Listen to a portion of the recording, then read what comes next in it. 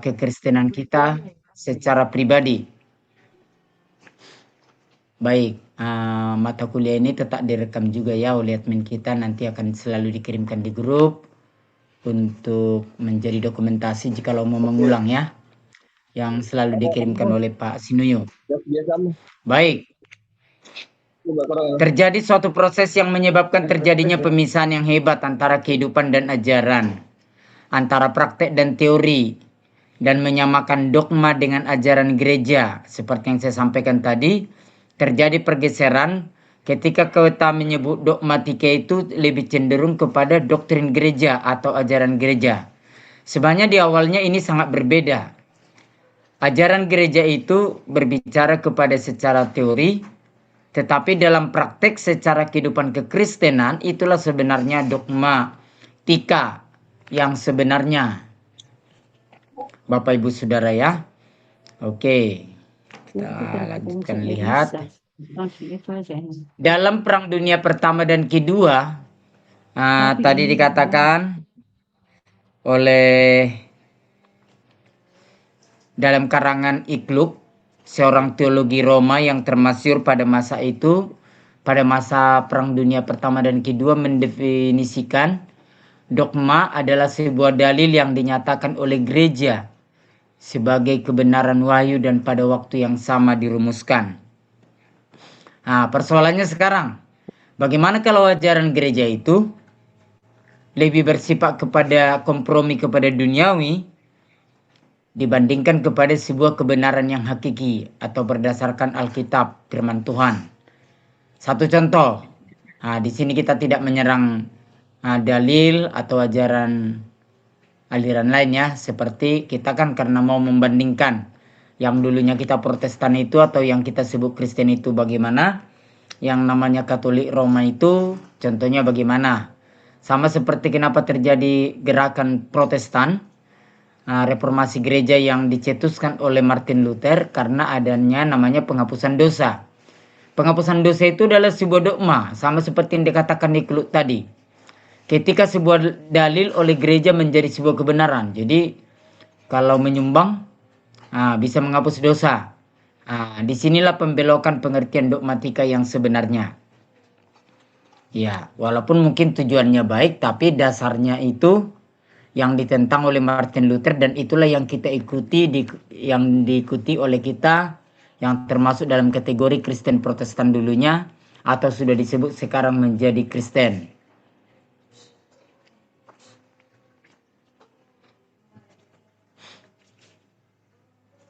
Loh, ini kok sudah ada tugas diskusi ya? Berarti ada tugas di apa namanya? Ada tugas di pertengahan ya? Oke. Tugas diskusi.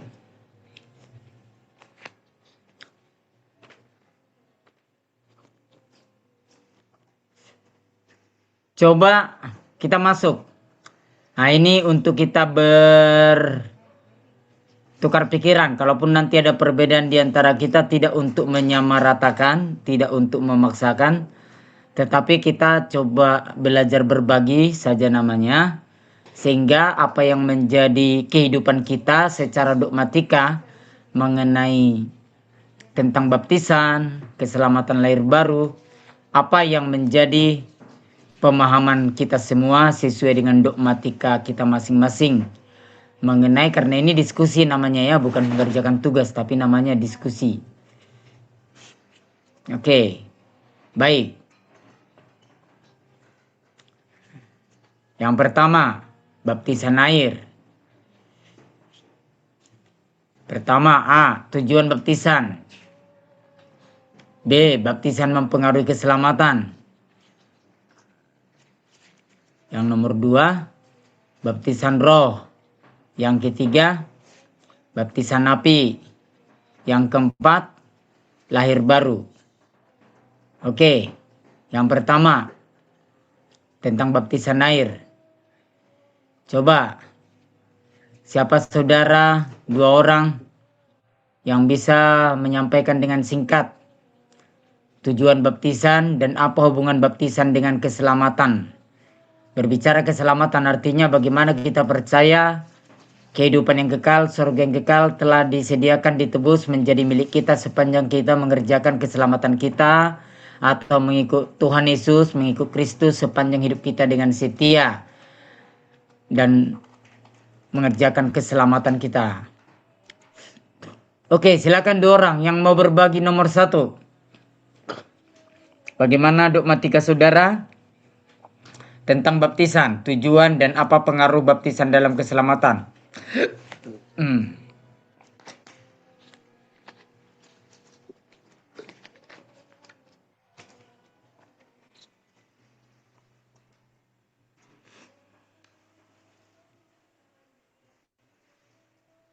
Bapak Posma Tampu Bolon, apakah bisa mendengarkan?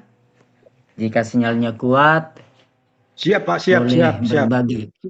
Ya, Oke. silakan Pak. Jadi, Tujuan baptisan apa dan bagaimana pengaruhnya dengan keselamatan? Silakan. iya. Jadi kalau menurut firman Tuhan yang pernah saya dengar bahwa barang siapa yang percaya dan dibaptis akan diselamatkan. Jadi kalau menurut kita yang aliran karismatik, baptis itu dari awal kata baptiso, ditenggelamkan. Jadi kalau sepengetahuan saya, baptisan itu adalah ditenggelamkan, dan ketika Yesus sebagai teladan kita keluar dari air ketika dia dibaptis oleh Yohanes, maka ada burung merpati dan adalah perkataan dari Bapa berkata, inilah anak yang kukasihi, dengarkanlah dia. Jadi setahu saya ya baptisan itu harus ditenggelamkan gitu Pak. Barang siapa yang percaya dan dibaptis akan diselamatkan. Amin. Amin. Baik. Ya, dari dogmatika tentang baptisan dari Bapak Posma Tampu Bolon.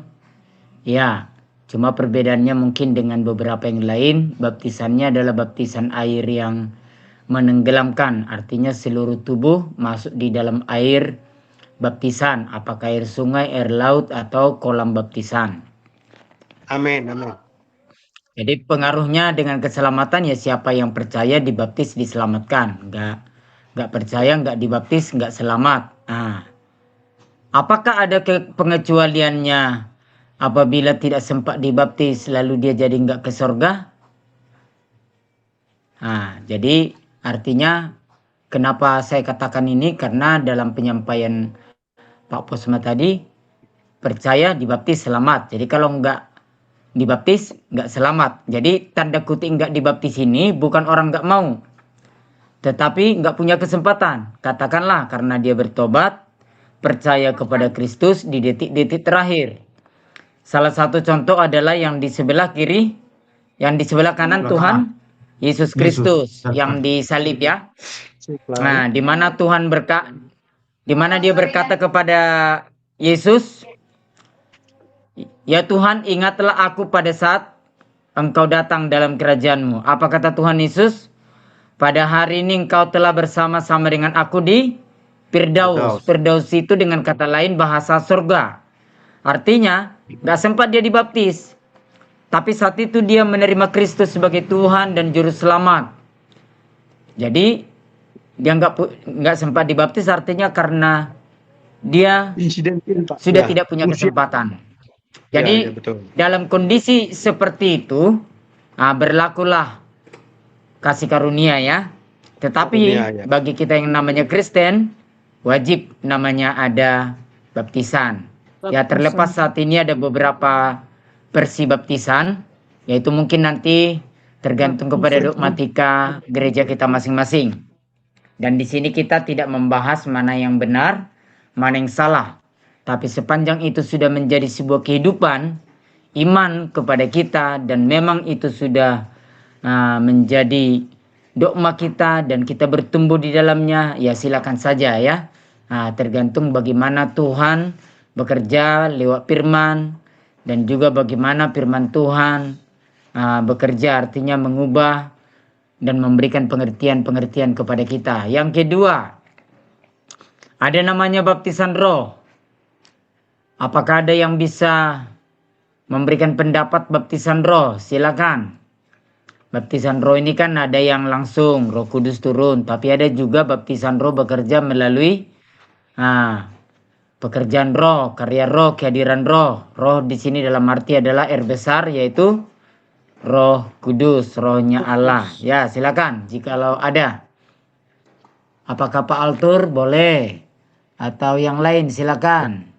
Ya, selamat malam Pak Ketua. Memang baptisan roh itu adalah kalau yang kita lihat dari kisah para rasul itu ketiga murid-murid Tuhan Yesus menantikan yang dijanjikan itu adalah salah satu menurut dari saya lihat dari Alkitab adalah salah satu kasih karunia daripada Allah itu sendiri kepada seseorang.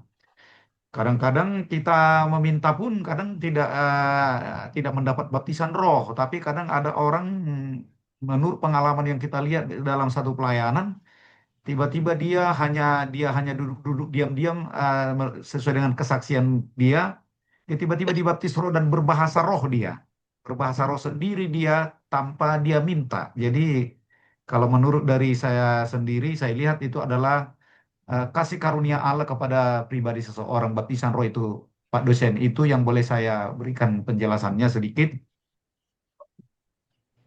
Demikian Pak dosen. Ya, baik Pak Altur Sinaga. Jadi memang baptisan roh itu adalah karunia ya. Jadi ada orang memang kadang aneh ya juga. Aneh itu maksudnya kadang ya namanya tergantung Tuhan ya. Ada orang berusaha tapi kalau Tuhan nggak berkenan menyatakan karunia-Nya yang nggak dapat kan. Tapi ada orang mungkin kita lihat secara apanya sepertinya biasa-biasa, tapi kepadanya roh berkenan menyatakan pribadinya, memenuhkan dia, menjamah dia, menyatakan karunia-Nya dan lain-lain.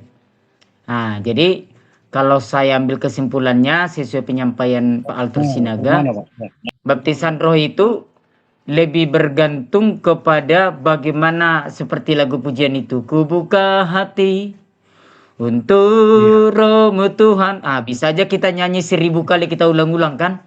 Kita berkata, ku buka hati untuk rohmu Tuhan. Kalau secara perkataan dan lagu kita berkata ku buka hati. Tapi di dalam sebenarnya terkunci.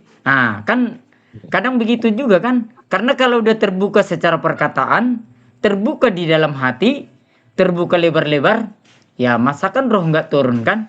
Berarti tergantung kepada motif, sikap hati, kerinduan. Iya, jadi kalau udah menyangkut baptisan roh artinya itu menyangkut kepada bagaimana respon kita, begitu ya.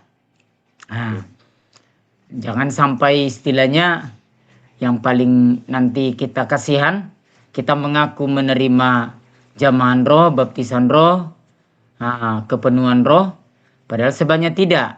Kadang kan banyak karena ikut-ikutan gitu. Tapi saya percaya dengan kita belajar ini semakin membuat kita bahwasanya baptisan roh itu sebenarnya Tuhan bisa nyatakan karunia-Nya. Tergantung seberapa kita merindukannya. Ya, semakin kita merindukannya, membuka hati, merendahkan hati. Sama seperti lagu pujian, kasih dari surga memenuhi tempat ini. Jadi artinya nggak ada namanya kasih mengalir, namanya mengalir berarti dari tempat tinggi ke tempat rendah. Dari surga maha tinggi berarti kita harus rendah, artinya merendahkan hati, merendahkan diri di hadapan Tuhan.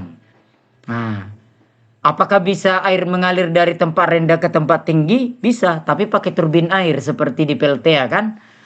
Dan dalam Tuhan gak ada namanya pembangkit listrik tenaga air perlu pakai turbin ya. Tetap berlaku rumus alami dari tempat tinggi ke tempat rendah. Dan untuk implementasi daripada baptisan roh ini, apapun kadang istilahnya, bagaimanapun bentuk karunia-Nya, tapi saya percaya tergantung kita mengimplementasikannya. Jangan nanti kita tahu banyak tentang teori tentang Roh Kudus, tapi dalam implementasinya kurang, ya sia-sia juga. Mungkin kita nggak terlalu tahu menerjemahkannya, membahasakannya, menerangkannya, tapi kita mengalaminya secara implementasinya kuat, bahkan kita bisa tindakan dalam kehidupan pribadi kita, ya saya lebih setuju yang poin yang kedua. Lebih bagus lagi tahu teorinya ya dan mengalaminya, lebih bagus lagi. Apalagi kita menjadi seorang pengajar. Jadi nomor 2 ini seumpama seperti ini. Nanti saya tidak tahu mata kuliah apa nanti, apakah namanya mata kuliah Kitab Wahyu atau eskatologi. Ini bisa jadi nanti Pak Pendeta Papri Butar-Butar MTH ya dari Batam nanti akan mengajarkan mata kuliah eskatologi termasuk Kitab Wahyu. Seperti ini dia. Saya ingat dulu waktu belajar Kitab Wahyu, dosen kami berkata seperti ini. Saya lebih suka saudara nggak terlalu paham teori Kitab Wahyu, tapi nanti masuk ke surga, daripada tahu saudara menerangkan bagaimana tentang Kitab Wahyu, jalannya nggak ada aspal hitam, yang ada jalan emas, jalan permata-permata, ada krisoprus, segala macam itu ya, ada banyak jenis-jenis permata yang termahal bahkan tidak ada di dunia, tapi itu bahkan hanya sebuah jalan protokol atau jalan utama atau jalan gang mungkin nanti di surga. Jadi dosen itu berkata begitu kepada kami. Tapi lebih bagus lagi kalau saudara tahu, paling tidak tahu gambarannya seperti Kitab Wahyu, belajar tentang eskatologi. Kurang lebih gambaran surga itu sesuai dengan firman Tuhan bagaimana katanya. Tapi jangan kita tahu teorinya, kita belajar banyak buku, referensi, bisa menerangkan berapa puluh pasal yang ada di Kitab Wahyu, nggak masuk surga ya untuk apa tahu teorinya, kira-kira begitu. Jadi artinya belajar tentang Kitab Wahyu, tentang surga, belajar tentang baptisan roh, karena roh itu kan namanya baptisan langsung Tuhan sendiri yang membaptis. Beda dengan baptisan air, baptisan selam atau baptisan apapun namanya yang dilakukan gereja atau pendeta. Itu kan yang melakukan lembaga lewat pendeta, hamba Tuhan membaptis air, betul ya? Tapi kalau baptisan roh, itu adalah baptisan Tuhan sendiri, jamahan Tuhan sendiri, kehadiran Tuhan sendiri. Bagi setiap orang percaya, bagaimanapun bentuknya, manifestasinya berbeda-beda ya tergantung Tuhan ya. Dan tergantung orangnya gitu kan. Jadi artinya, biarlah kita, selain nanti kita belajar, tapi biarlah kita nanti masuk di sananya. Biarlah kita mengalaminya daripada kita lebih banyak nanti belajar teori. Itu jauh lebih baik. Tapi karena kita sebagai hamba Tuhan, pengajar, calon guru pendidik, guru agama Kristen, hamba Tuhan, majelis diaken, dan lain sebagainya, tokoh-tokoh agama, tokoh masyarakat, tokoh agama Kristen, alangkah bagusnya juga tahu teorinya gitu, sehingga ketika nanti diskusi, bicara-bicara, atau ada yang bertanya kepada saudara, saudara nanti bisa menerangkannya. Namanya itulah kalau sudah di barisan depan, menjadi pelayan diaken, majelis, hamba Tuhan, atau pengajar, guru agama, dan lain-lain. Baptisan api. Silakan. Apakah ada yang bisa bercerita tentang baptisan api? Kalau nanti, supaya saudara nggak heran, mungkin karena kadang beda bahasa ya dalam setiap doktrin gereja. Jadi kalau secara umum kekristenan, sakramen ada dua. Namanya baptisan air dan perjamuan kudus, betul ya? Apalagi seperti di aliran gereja suku, gereja Protestan lama ya. Tapi kalau penjabaran di sini baptisan api, ini sama seperti baptisan roh, baptisan yang langsung dari Tuhan. Tapi perbedaannya, kalau baptisan roh itu adalah manifestasi dari Tuhan kepada setiap orang percaya. Kalau baptisan api ini, dia lebih pendalaman dia lebih dalam hubungan dengan Tuhan, manifestasi dengan Tuhan. Silakan, apakah ada yang pernah punya pengalaman tentang baptisan api? Baptisan api bukan api turun ya, atau tiba-tiba dibakar dengan api, tapi itu lebih merujuk kepada manifestasi dan merujuk kepada fungsion atau fungsi. Ada sesuatu yang dikerjakan dalam baptisan api. Silakan kalau ada yang mau berbagi.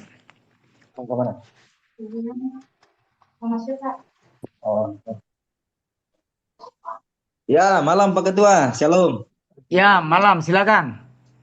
Ya, Pak Pendeta Ya, Yermia izin. Tiruan. Ya, Karena kita membahas tentang tadi Pak Ketua sudah menguraikan tentang baptisan dan kita tiba pada ini ya, baptisan api Pak Ketua ya.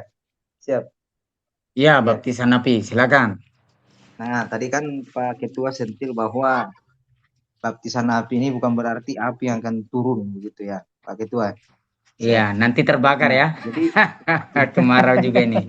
Iya, nanti terbakar jadi dia bilang menyala bangku. Ya. iya, iya, menyala. Jadi Oke. ini yang saya pahami terkait dengan baptisan api ini Pak Ketua eh, adalah ungkapan yang terdapat dalam Alkitab, khususnya dalam perkataan Yohanes Pembaptis. Nah, pada Matius pasal 3 ayat 11, jelas dikatakan bahwa ia akan membaptis kamu dengan Roh Kudus dan dengan api. Itu Matius pasal 3 ayat 11. Nah, ini terdapat beberapa penafsiran Pak Ketua mengenai makna baptisan api itu. Nah, ini itu api itu sebagai pemurnian, api melambangkan proses penyucian dan pemurnian hidup orang percaya. Seperti emas ketika dimurnikan dalam api, ya juga Allah itu memurnikan iman dan karakter umatnya. Nah, itulah yang baptisan api dan api sebagai pemurnian. Kemudian api itu sebagai kuasa Roh Kudus dikaitkan dengan peristiwa hari Pentakosta ketika lidah-lidah seperti nyala api turun atas para murid. Itu pada Kisah Para Rasul pasal 2 ayat 3 sampai dengan ayatnya yang keempat.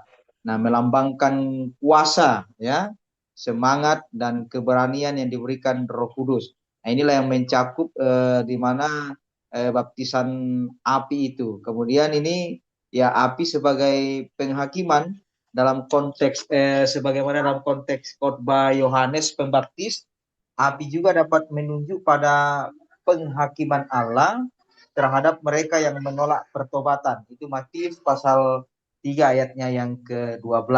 Nah, jadi dalam pemahaman Kristen, Pak Ketua, secara umum baptisan api bukanlah upacara baptisan yang terpisah dari baptisan air, melainkan ini merupakan gambaran tentang pekerjaan Allah melalui Roh Kudus yang memurnikan. Selain dia memurnikan, menguatkan dan menguduskan kehidupan orang percaya. Nah, pelajaran rohani yang kita bisa dapat ini terkait dari baptisan api ini adalah orang yang telah menerima Kristus dipanggil untuk hidup dalam kuasa Roh Kudus dan bersedia dimurnikan. Nah, ini ada frasa yang mengatakan di sana bersedia dimurnikan oleh Allah agar semakin serupa dengan Kristus. Karena Pak Ketua, kita ini kan memang sedang dimurnikan untuk serupa dengan sang kepala gereja, yaitulah Tuhan kita Yesus Kristus. Ya, barangkali itu mungkin ya dari saya Pak Ketua terkait dengan baptisan api itu. Ya, demikian Pak Ketua. Ya. Ya, terima kasih Pak Pendeta Yermia Tiruan ya, yang sudah menyampaikan pengertian dan perbedaan baptisan roh dan baptisan api. Dan Pak Yermia ini adalah salah satu mahasiswa S2 yang sudah menyelesaikan ujian tesis pada Sabtu tanggal 27 dan lulus ya dengan nilai yang terbaik, dan nanti akan mengikuti wisuda di Estetika Taros Indonesia Bekasi hari Sabtu tanggal 4 Juli 2026 bersama dengan 8 orang S1 yang lainnya. Ada 9 orang nanti yang akan wisuda langsung di STT pusat kita. Baik, terima kasih Pak Pendeta Yermia Tiruan. Di sini ada di layar saya lihat Pak Dr. Suleman angkat tangan ya. Silakan memberikan pandangannya Pak dan pemahamannya atau masukannya. Silakan. Oke, baik Pak dosen, Pak Ketua. Selamat malam Bapak Ibu, teman semua. Eh, Memang Ya, baptisan ini sekalipun menjadi perdebatan ketika kita bicara hal yang sangat sensitif dalam gereja itu tentang dogma atau doktrin. Tapi saya boleh kata setuju dengan statement Pak dosen tadi. Artinya baptisan itu adalah tanda pertobatan. Makanya karena tanda maka kita belajar ketika Yesus dibaptis. Selain dibaptis oleh statement Paulus Yohanes coba lihat Matius pasal 3 ayat 11. Aku membaptis kamu dengan air sebagai tanda pertobatan, tetapi ia yang datang kemudian daripada aku lebih berkuasa daripada aku dan aku tidak layak melepaskan kasihnya. Ia akan membaptiskan kamu dengan Roh Kudus dan dengan api. Kemudian waktu Yesus dibaptiskan keluar dari sungai, kemudian Roh Allah seperti burung merpati turun ke atasnya di Matius 3 ayat 11. Jadi memang baptisan roh juga baptisan api itu adalah tanda atau otoritas Tuhan ya. Ya seperti Yesus karena punya bagaimana menceritakannya.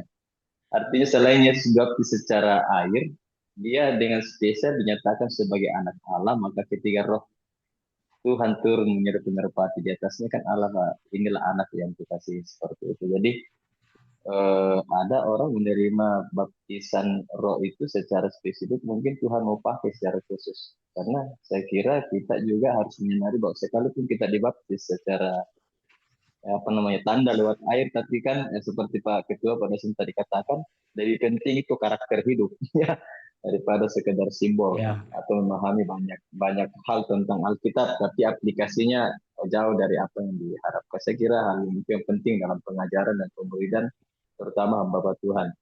Nah kemudian lahir baru, saya kira itu yang penting dalam kehidupan kita. Entah kita ini sebagai pelayan atau secara khusus hamba Tuhan ataupun misalnya kita sebagai anggota jemaat biasa, yang dituntut dari kita itu adalah perubahan hidup, bicara tentang karakter. Jadi saya kira ini ada tadi Pak Ketua juga sampaikan bahwa ada contoh orang yang tidak dibaptis di atas kayu salib itu ya bahwa baptisan itu penting bagi kita yang bisa menerima semua runtutan simbol-simbol tentang keselamatan. Saya kira jauh lebih bagus. Tapi bagi orang yang tidak mempunyai kesempatan seperti itu tidak menjadi pengaruh terhadap keselamatan. Karena kita diselamatkan oleh karena kasih karunia. Tapi bukan juga baru kasih karunia lalu ketika kita punya kesempatan kita menolak. Itu saya kira juga kita tidak sepaham seperti itu. Jadi baptisan sekalipun menjadi perdebatan. Ada yang mengatakan harus diselamkan, ada yang seperti kalau saya di Gereja Toraja, ya saya menerima baptisan percikan karena saya lahir dan dibesarkan di Gereja Toraja. Tapi saya mengimani bahwa lebih penting mengenal pribadi Tuhan, bertumbuh dalam persekutuan dengan Tuhan dibandingkan hanya memperdebatkan tata cara baptisan.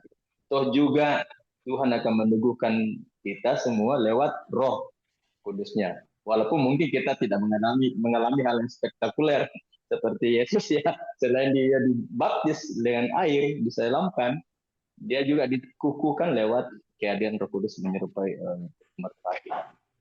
Jadi kalau kita lihat keturunan Roh Kudus, ya keturunan Roh Kudus di hari Pentakosta itu ya, saya kira itu bagian dari bagaimana api itu menyambar ya sebagai kehadiran.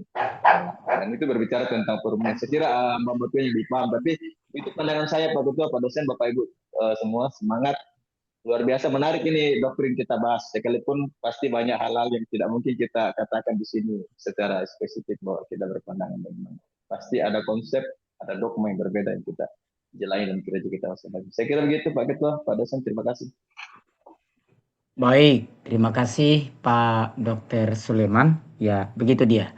Jadi saya setuju juga. Makanya tadi saya katakan lebih bagus kita nggak terlalu tahu mana jalan surga, mana gang surga, bagaimana emas yang menjadi pijakan kaki kita di surga, tapi kita masuk. Daripada kita membahas lebih banyak, berapa karat kira-kira itu? London murni kah kira-kira jalan gang masuk rumah saya di surga? Kira-kira begitu kan? Tapi masuk. Daripada kita terlalu banyak berdebat, tetapi berdebat bukan untuk lebih memahami. Ya begitu ya. Tetapi bukan berarti kita nggak perlu pengetahuan, nggak perlu memahami. karena kita ini semuanya rindu untuk masuk di barisan terdepan, baik sebagai hamba Tuhan di mimbar, baik dalam hal untuk lebih mengenal Tuhan. Jadi walaupun nanti nggak di mimbar, tapi bisa juga kita menjadi barisan terdepan, paling tidak dalam hal pengetahuan. Tapi bukan sekedar supaya jadi tahu saja, tapi paling tidak dengan kita belajar tahu, akhirnya kita semakin mengenal bagaimana sebenarnya pengenalan akan Kristus yang lebih dalam lagi bisa menjadi sebuah kerinduan di hati kita masing-masing. Jadi saya simpulkan, yang pertama di nomor 1 itu, baptisan itu secara umum adalah bagian daripada 2 sakramen di gereja Protestan pada umumnya. Kalau belakangan ini kan tambah jenis-jenis sakramen itu, sakramen tambahan maksudnya yang menjadi sebuah dogma di dalam gereja. Tetapi itu adalah pengembangan daripada 2 sakramen umum di aliran yang namanya Kristen Protestan dahulu, yang kita sebut menjadi Kristen sekarang gitu kan. Jadi baptisan air dan namanya perjamuan kudus. Tetapi beberapa gereja menambahkan jenis-jenis jenis-jenis sakramen. Contohnya ada yang memasukkan, contohnya pemakaman itu bagian dari sakramen. Nggak masalah, itu kan hanya sebagai sebuah jenis-jenis pelayanan yang mungkin klasifikasinya ya, nggak ada masalah. Tetapi kita bahas mengenai baptisan itu, baptisan air itu diadakan oleh hamba Tuhan, artinya melalui lembaga sebuah gereja. Yang kedua, tapi ada juga baptisan kadang dilakukan oleh para penginjil. Ya, bukan atas nama gereja, tapi melalui pelayanan seorang penginjil. Jadi penginjil itu kan biasa di bawah lembaga misi, lembaga penginjilan gitu kan. Nggak ada masalah, karena salah satu alasan yang membolehkan, walaupun dia contohnya bukan pendeta di sebuah gereja, tapi di statusnya penginjil, tapi ada yang menaungi yayasan penginjilan, yayasan Kristen dan lain-lain, itu bisa kita ambil contoh baptisan kepada sida-sida dari Ethiopia, ya kan? Filipus membaptis sida-sida dari Ethiopia. Baru cerita firman dia terbuka hatinya, bahkan dia sendiri yang minta dibaptis, bukan karena dipaksa-paksa. Langsung dibaptis, nggak sempat ada namanya training atau belajar pendalaman Alkitab. Dikotbahi dia setengah jam atau 1 jam di perjalanan, mungkin bisa juga berjam-jam ya. Begitu lamanya waktu yang cukup panjang di atas kereta kuda, lalu tiba-tiba terbuka hatinya, lalu minta dibaptis. Di situ ada sungai katanya, langsung dia dibaptis di pinggiran sungai, di pinggiran jalan, begitu dia. Jadi artinya begini, tapi tetaplah namanya baptisan itu ada tudungannya.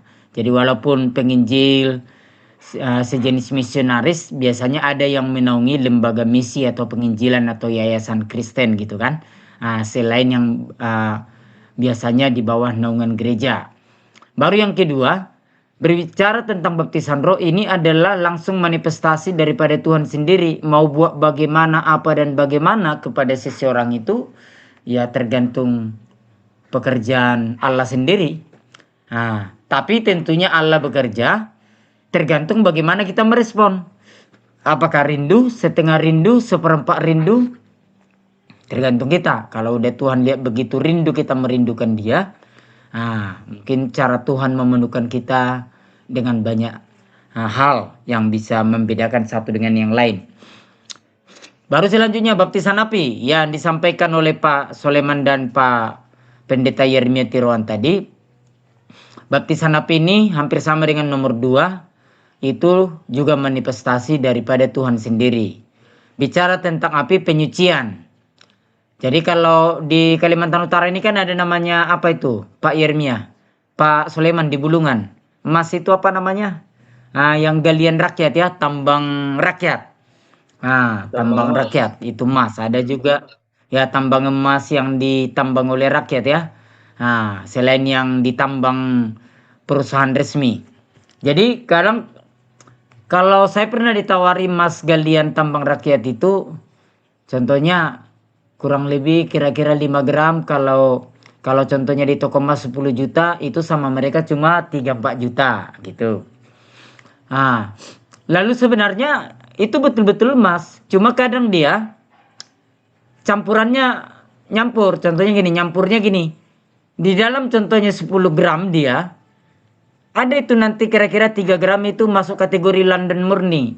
Emas 99,99%. Boleh kita bulatkan lah 100% emas. Tapi ada dia namanya emas masih muda. Mungkin kadarnya 22 gram, 22 karat, 23 karat. Contohnya begitu. Nah, jadi belum dia dipisah, dimurnikan secara spesifik berdasarkan jenis kemurniannya. Nah, dan itu yang membuat itu lebih murah. Nah, kalau kita pandai mengelolanya, ya itu bisa kita jadi untung. Bisa juga kita jadi, kalau kita bisa murnikan, kita bisa pisahkan dan lain sebagainya. Contoh bagi yang paham kan, kalau itu bukan dunia kita, jangan kita coba-coba. Nanti tiba-tiba emas muda semua kan. Nah, jadi nggak ada untung.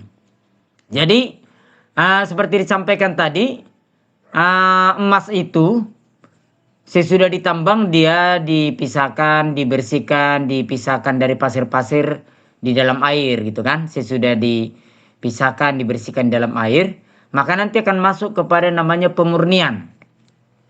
Nah, walaupun ditambang rakyat itu mereka bakar juga, tetapi pemurniannya namanya laknya terbatas. Beda dengan yang sudah toko emas atau perusahaan tambang emas yang sudah level nasional atau internasional kan begitu dia. Atau apalagi seperti tambang emas Tembagapura, emas yang ada di mana itu, Tembagapura yang di Papua. Nah, jadi baptisan api itu pemurnian, sama seperti emas tadi dimurnikan. Jadi betul, kita sudah dibaptis air.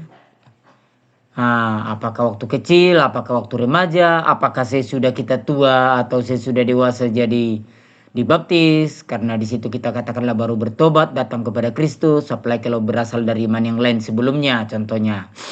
Lalu kita sesudah dibaptis itu kan nggak ada orang seperti disampaikan Pak Dr. Soleman tadi tiba-tiba jadi baik, jadi suratan Kristus, jadi Kristen yang menjadi berkat, artinya langsung tiba-tiba berubah lah gitu istilahnya. Minimal tidak jadi batu sandungan contohnya begitu. Kan persentase yang tiba-tiba berubah drastis itu sama seperti Paulus. Kan nggak langsung 100% kita Kristen ini. Nah, ya kan? Tiba-tiba hanya berapa hari dilayani Ananias, bergabung beberapa bulan di sebuah komunitas Kristen, tiba-tiba jadi penginjil rasul seperti Paulus. Enggak semua kita seperti Paulus. Ada membutuhkan waktu berbulan-bulan atau bertahun-tahun. Atau bahkan berpuluh-puluh tahun. Contohnya bapak-bapak dulu, sudah Kristen dia dari dulunya. Pas umur 59 tahun baru dia tobatnya sungguh-sungguh. Nah, jadi baptisan api itu memurnikan kita untuk semakin murni di hadapan Tuhan, dibakar, dimurnikan. Tentunya dibakar tadi bukan melalui seperti api sama sana terbakar ya, seperti bilang Pak Pendeta Yeremia tadi. Tetapi itu sifatnya pemurnian, pengudusan. Melalui firman atau melalui Tuhan sendiri. Jadi firman Tuhan, ketika kita baca firman Tuhan bisa juga membaptiskan kita, namanya baptisan api. Manifestasi Tuhan ketika kita baca firman, Tuhan datang kepada kita berbicara melalui firman, lalu di situ kita dijamah Tuhan. Ada ketika mendapat pengajaran, dibimbing secara intensif oleh hamba Tuhan, ikut kelas tertentu, lalu jadi dijamah Tuhan dia, terjadi baptisan api pemurnian, pertobatan yang lebih sungguh. Tapi ada juga dia belajar otodidak, belajar sendiri dari pengalaman pribadi. Banyak berdoa, bersekutu dengan Tuhan, menikmati. Baik Tuhan seperti lagu pujian berkata, lebih baik satu hari di pelataranmu daripada 1000 hari di tempat lain. Karena ada pujian seperti itu kan. 1000 hari di tempat lain kita bisa nggak dapat damai sejahtera. Tapi 1 hari kita mengkhususkan diri untuk Tuhan. Maksudnya bukan harus 24 jam. Jadi ada datang camat, datang wali kota menjumpai saudara. Saya lagi berdoa, tidak boleh diganggu. Kecuali saudara bersemedi di sebuah gunung ya. Lainlah cerita kan. Nah, jadi Tapi yang namanya baptisan api itu pun lebih merujuk kepada yang namanya kerinduan kita yang terutama. Sikap hati, kerinduan, respon. Sejauh mana kita rindu untuk lebih dalam lagi dalam mengenal Tuhan, mengasihi Tuhan, mengikut Tuhan. Seberapa kita merindukannya. Supaya apa? Apalagi kalau kita nanti sudah jadi barisan hamba Tuhan. Nah, barisan hamba Tuhan ya, bukan harus jadi pendeta gembala ya. Barisan hamba Tuhan kan bisa majelis, diaken, tokoh agama, tokoh masyarakat, tokoh Kristen, pejabat pemerintah, pegawai Kementerian Agama, kan berbau Kristen semuanya kan. Jadi berarti kan sangat perlu kita menjadi berkat. Nah, karena kalau kita tidak menjadi berkat, apa kata Tuhan? Kata firman Tuhan, lebih bagus ikatkan batu kilangan. Baru tenggelamkan ke laut. Batu kilangan itu kan seumpama seperti pemberat. Berarti kalau diikatkan leher kita ke batu kilangan, berarti sama aja kita tenggelam. Marilah kita tenggelamkan diri kita ke dasar laut, kan begitu. Kenapa sampai firman Tuhan berkata begitu? Begitulah Tuhan gak maunya kita ini menjadi batu sandungan. Seperti yang disampaikan Pak Dr. Soleman tadi. Ini menjadi peringatan lah bagi kita semua para hamba Tuhan ya. Sesuai dengan bidang kita masing-masing, kita ini semuanya adalah hamba Tuhan. Firman Tuhan juga berkata, sesudah kita merdeka dari dosa, kita ini semua hamba kebenaran, hamba Tuhan. Jadi kategori hamba Tuhan itu bukan hanya pendeta gembala. Sepanjang saudara merindukan menjadi pelayan-pelayan Tuhan, pelaku firman Tuhan, hidup dalam kebenaran, maka semuanya kita adalah hamba Tuhan atau hamba kebenaran. Lahir baru, ini ada tadi disinggung sama Pak Dr. Soleman. Jadi lahir baru itu coba kita buka Yohanes 3:3. Pak Yeremia, apakah bisa baca? Silakan. Atau siapa yang duluan dapat, bolehlah. Yohanes 3:3.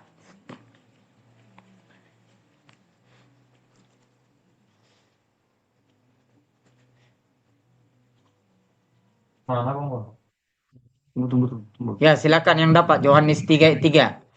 Ya, demikian firman Tuhan. Yesus menjawab katanya, aku berkata kepadamu, sesungguhnya jika seorang tidak dilahirkan kembali, ia tidak dapat melihat kerajaan Allah. Oke, Pak Sinaga, berkhotbah dulu tentang tidak dilahirkan kembali, artinya harus lahir baru. Ya, Bapak bisa berkhotbah 2-3 menit dulu tentang lahir baru, poin nomor 4. Silakan Pak, menurut Bapak. Yang boleh saya jabarkan lewat firman Tuhan ini, lahir baru itu artinya kalau kita lihat dari perkataan Tuhan Yesus dengan Nikodemus, dia berprinsip bahwa dia itu dikirain lahir baru itu adalah secara daging, padahal yang dimaksud Tuhan Yesus adalah secara roh. Artinya dari pengalaman-pengalaman pribadi yang kita melayani pribadi tentang penginjilan supaya menuntun orang dilahirkan kembali secara roh. Artinya di dalam firman Tuhan yang mendukung di situ di dalam Wahyu 3:19, lihat aku berdiri di muka pintu, barang siapa yang membukakan pintu aku akan masuk dan aku akan bersama-sama dan makan dan selanjutnya. Artinya ketika kita seorang Kristen belum menerima Tuhan Yesus sebagai Tuhan dan Juru Selamat, yaitu mengundang Roh Kudus masuk ke dalam hati kita sebagai Tuhan dan Juru Selamat. Artinya ketika kita undang Roh Yesus dalam hidup kita, maka roh itulah yang dikatakan itu, roh kita itu menyatu dengan Roh Yesus, yaitu roh yang dilahirkan kembali. Artinya di dalam 2 Korintus 5:17 itu, siapa yang ada dalam Kristus ia adalah ciptaan yang baru, yang lama sudah berlalu, sesungguhnya yang baru sudah datang. Artinya roh kita itu, Pak Ketua, yang sudah dilahirkan kembali bersama dengan, menyatu dengan Roh Kristus. Jadi itu yang dimaksud dengan barang siapa yang tidak dilahirkan kembali, artinya kalau roh kita belum diperbaharui, menyatu dengan Roh Kristus, itu namanya kita itu seorang Kristen, hanya Kristen keturunan, tidak Kristen yang sudah dilahirkan kembali. Jadi itu sangat perlunya kita memang luar biasa diskusi malam hari ini, bahwa seseorang Kristen itu menjadi jaminan dalam hidupnya untuk keselamatan itu, materai dalam hidupnya sesuai dengan firman Tuhan di Efesus 1:13-14, bahwa dia harus dilahirkan secara roh, sehingga rohnya Yesus dengan roh kita menyatu, Maka Efesus 1 ayat 13-14 itu roh itu yang memateraikan kita. Itu yang boleh saya sampaikan dengan singkat Pak Ketua. Terima kasih, Tuhan memberkati. Baik Pak Altur Sinaga. Coba kita lihat saudara, Bapak Ibu sama-sama. Siapa tidak dilahirkan kembali tidak dapat melihat kerajaan Allah. Kerajaan Allah maksudnya surga. Berarti kalau nggak lahir baru, ya melihat surga, jangankan masuk, melihat surga pun tidak bisa. Dapat. Tidak bisa. Berarti memang persyaratan utama untuk melihat surga saja harus lahir baru. Jadi sesuai penjelasan disampaikan Pak Alter Sinaga, lahir baru itu kan awalnya ketika kita lahir baru, secara pelayanan gereja masing-masing kan namanya tentang lahir baru ini pasti sudah diajarkan. Nah, jadi ketika kita sudah dilahirkan kembali, lahir baru, diarahkan kepada pertobatan, baru kita bisa melihat kerajaan Allah. Yang diarahkan, yang dilahirkan kembali di situ adalah roh kita. Ya. Lalu pertanyaannya, Amen. tubuh, jiwa, roh, ya kan? Berarti ada satu yang namanya jiwa. Apakah ketika kita diarahkan pertobatan lahir baru, buat pengakuan dosa, buat komitmen segala macam yang namanya pelayanan dari gereja masing-masing dengan cara gereja masing-masing untuk namanya kelahiran baru, pertobatan dan lain sebagainya, yang sudah pada saat itu dikomitmenkan secara pelayanan kepada kita adalah secara roh. Tetapi pikiran kita tidak serta-merta sudah lahir baru mengikut otomatis. Tiba-tiba jadi malaikat semua. Tiba-tiba jadi orang baik semua. Tiba-tiba jadi seperti Paulus 1-2 hari bertobat langsung jadi rasul. Kan begitu. Ada orang berbeda-beda secara ukuran waktu untuk bisa menunjukkan buah-buah pertobatan. Lalu tambahan daripada ayat ini untuk menyempurnakan kelahiran baru kita, maka perlulah kita mengerjakan Filipi 2 ayat 12 untuk jiwa kita. Jadi kalau secara roh itulah tadi Yohanes 3:3, tetapi untuk mengerjakan keselamatan, perubahan, pertobatan untuk jiwa kita, coba kita buka Filipi 2 ayat 12. Siapa yang duluan buka boleh langsung baca. Filipi 2 ayat 12. Ya, silakan. Demikian firman Tuhan. Hai saudara-saudaraku yang kekasih, kamu senantiasa taat. Karena itu tetaplah kerjakan keselamatanmu dengan takut dan gentar, bukan saja seperti waktu aku masih hadir, tetapi terlebih pula sekarang waktu aku tidak hadir. Iya. Apa dikatakan? Tetap mengerjakan keselamatanmu katanya. Mengerjakan keselamatan itu lebih berfokus kepada jiwa dan fisik. Nah, contohnya yang malas kita ibadah jadi rajin, yang malas berdoa jadi suka berdoa, yang malas baca Alkitab jadi suka baca Alkitab, yang malas memberi jadi suka memberi, yang biasanya bangsa sakit hati jadi bangsa pemurah, murah hati, pemaaf dan lain sebagainya. Nah, itulah yang dikatakan perlu mengerjakan keselamatan. Jadi lahir baru itu artinya kita mendapatkan pelayanan roh untuk kita percaya dalam hati, mengaku dengan mulut, mengakui dosa, menerima Yesus sebagai Tuhan dan Juru Selamat, gitu kan.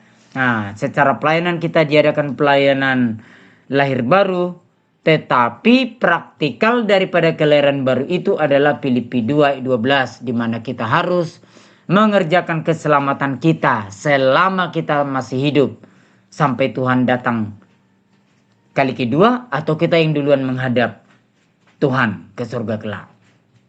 Jadi itulah penjabaran mengenai lahir baru ya. Jadi paket dia.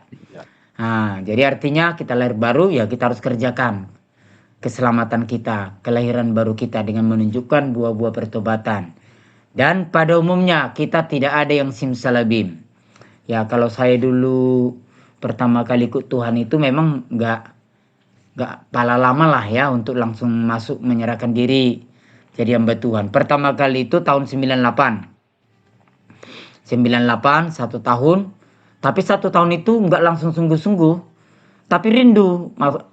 Kalau menurut saya pada saat itu, pembimbing pemurid saya yang mengajari saya belum ada yang betul sungguh-sungguh 1 tahun itu gitu. Hanya modal rindu, ya rindu saja gitu kan. Ada sedikit kerinduan mau berubah, tetapi agak lambat menurut saya selama tahun 98 itu. Tetapi kemudian tahun 99 itu, di situ saya mulai betul-betul sungguh-sungguh lahir baru, sungguh-sungguh mengerjakan keselamatan. Lalu langsung di situ saya menyerahkan diri untuk diperlengkapi dan masuk sekolah Alkitab, namanya dulu Institut Alkitab Rema, selama 3 tahun.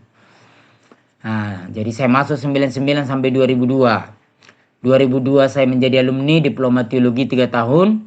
Lalu tahun 2002 masih praktek di Medan Pelayanan. Berapa tahun baru sampai 2005 dikirim pelayanan di Aceh, habis tsunami membuka gereja di sana.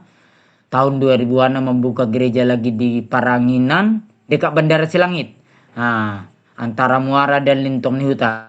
Terbuka satu gereja di sana. Di Banda Aceh sempat disuruh sebentar ke Nias dan ke Padang. Terakhirlah itu yang di Kecamatan Paranginan dekat Bandara Silangit, Tapanuli. Baru kemudian kami pindah pelayanan ke Tarakan. Saya sudah menikah. Jadi kami menikah 14 Februari 2007 pas hari Valentine ya. Lalu tanggal 22 Mei 2007 baru kami berangkat ke Tarakan memulai pelayanan 2007 sampai sekarang. Berarti bulan 5 ini nanti pas 20 tahun kami pelayanan di Tarakan. Gereja yang saya buka di Banda Aceh dan di Paranginan diteruskan oleh teman saya ya, dan masih ada gereja itu sampai sekarang. Kalau di Nias hari itu kami tim rame-rame, masih ada gereja di sana dibuka, diteruskan oleh teman-teman termasuk di Padang. Lalu Bapak Ibu Saudara, tahun 99 di situ memang sudah saya rindu belajar. Ya contohnya seperti Pak Dokter Seleman kan. Kalau menurut saya Bapak ini rindu ini. Makanya mau belajar di STT kan, padahal sudah dokter gitu. Banyak dokter kan. Nggak semua punya kesempatan karunia untuk masuk STT ini Pak Dokter Seleman kan. Kita nggak tahu apa nanti rencana Tuhan kepada beliau ya kan. Mana tahu jadi menjadi pendeta Dokter Seleman. Jadi beliau nanti jadi mengkhotbah para dokter-dokter kan. Dan beliau pun berkata nanti kepada dokter yang lain, hai kita para dokter-dokter, kita hanya bisa memperpanjang umur manusia. Aturannya dia meninggal umur 60, jadi bisa dia panjang umur jadi 80 tahun. Tapi kalau kita menjadi hamba Tuhan selain kita menjadi dokter, maka kita memperpanjang umur mereka, yaitu menerima kehidupan kekal selama-lamanya. Walaupun nanti mereka mati umur 70, tapi masuk surga, lalu menerima kehidupan yang kekal selama-lamanya di surga. Kekal, saudara. Jadi ada tugas yang lebih mulia daripada menjadi dokter selain kita menjadi dokter, yaitu menjadi dokter segala dokter seperti Yesus. Artinya memberitakan Injil, membawa orang supaya jadi sungguh-sungguh ikut Tuhan, lalu supaya nanti menerima hidup yang kekal selama-lamanya di surga. Kan bisa saja. Itu contoh. Bisa jadi saudara yang bekerja di Kementerian Agama, saudara tidak harus pensiun dan meninggalkan tugas ASN saudara sebagai pejabat Kementerian Agama. Tapi saudara bisa menjadi pendeta, menjadi hamba Tuhan. Ada juga beberapa dosen kita pegawai Kemeneng merangkap pendeta kan. Contoh, siapa itu? Pak Pendeta Lukas lagi kan pendeta juga. Ada yang lain, Ibu Rina juga hamba Tuhan. Ibu Marjus Rina John kan. Atau yang lainnya lah. Banyak. Pak Dr. Peter Palungan itu pendeta muda di gereja Sinode Gereja GPSDI gitu kan. Kenapa? Karena selain kita punya profesi, katakanlah profesi apapun profesi kita, tapi ketika kita punya kesempatan untuk masuk dalam barisan menjadi hamba Tuhan, mau menjadi majelis, diaken, tokoh agama, tokoh masyarakat, seperti Bu Nurhayati Andris, ya kan? Menjadi ketua LPPD Kaltara, puji Tuhan, 7 medali, 3 emas, 4 perak didapat kontingen Kaltara kan? Kan dengan beliau menjadi ketua LPPD Kaltara, alumni kita tahun 2025, Mana tahu nanti menjadi tokoh agama, tokoh masyarakat, atau pejabat pemerintah. Nah, kan beliau bisa berkecimpung sesuai dengan bidangnya. Saudara juga ada yang jadi majelis di gereja saudara, diaken, pelayan, hamba Tuhan, pendeta muda, pendeta pembantu atau pendeta pratama, menjadi gembala dan lain sebagainya. Apapun bidang kita masing-masing, Tuhan bisa pakai kita, tergantung kerinduan kita. Sejauh mana kita memperlengkapi diri kita, sejauh itu Tuhan bisa pakai kita. Yang penting kita bukan hanya gila jabatan, gila gelar, atau hanya namanya hamba Tuhan seperti yang disampaikan Pak Soleman tadi. Tapi betul-betul lah kita hidup di dalamnya. Nggak ada yang sempurna. Kalau mau bicara sempurna, cari yang sempurna, nggak ada. Nggak ada yang sempurna. Tapi marilah kita berjalan menuju kepada kesempurnaan itu. Itu yang terutama. Jadi Bapak Ibu Saudara, jadi tentang kelahiran baru sudah banyak kita diskusi, bahas. Yang terutama kita penekanannya, setuju ya? Sepakat ya? Adalah kita lebih bagus kepada prakteknya, betul ya? Bukan hanya tahu teori, tapi praktek. Mengimaninya, mengalaminya, menghidupinya, dan melakukannya. Oke, untuk hal ini kita sepakat. Baik.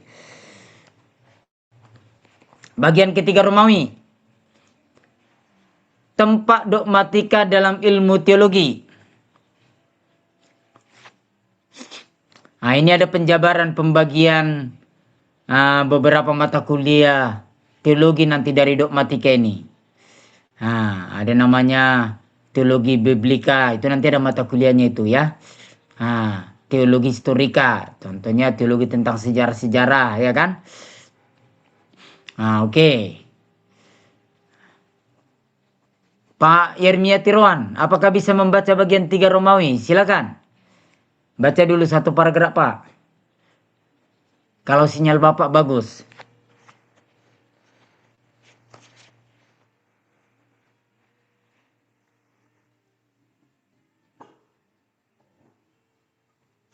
Oke. Ya, karena belum direspon, saya coba bacakan ya. Dogmatika dapat diumpamakan sebagai ranting dalam pohon ilmu teologi. Ada banyak ranting di dalam pohon tersebut yang juga disebut teologi. Sehingga masing-masing ranting itu kemudian perlu memakai nama sifat. Umpamanya historika, praktika, dan lain-lain. Maka nama-nama ini disebut teologi historika, teologi praktika, teologi biblika, teologi dogmatika, dan sebagainya. Makanya ada nanti namanya mata kuliah bibliologi. Ya kan?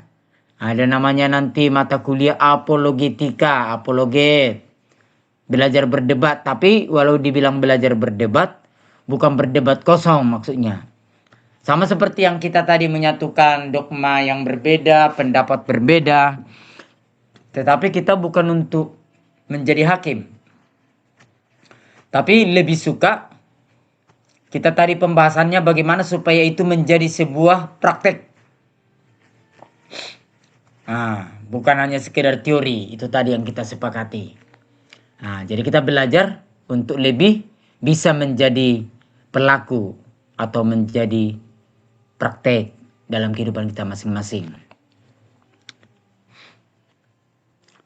Istilah dogmatika maupun teologi sering dipertukarkan, dikacaukan penggunaannya sehingga terjadi kerancuan.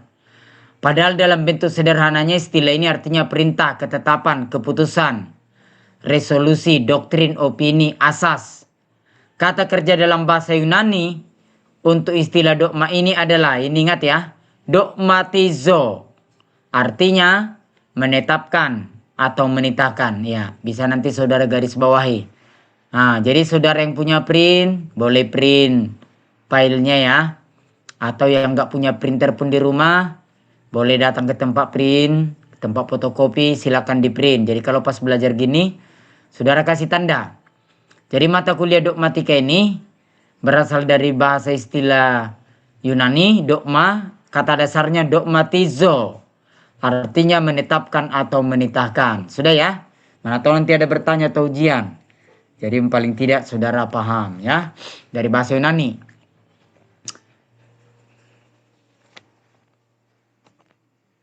Sumber dogmatika adalah Alkitab.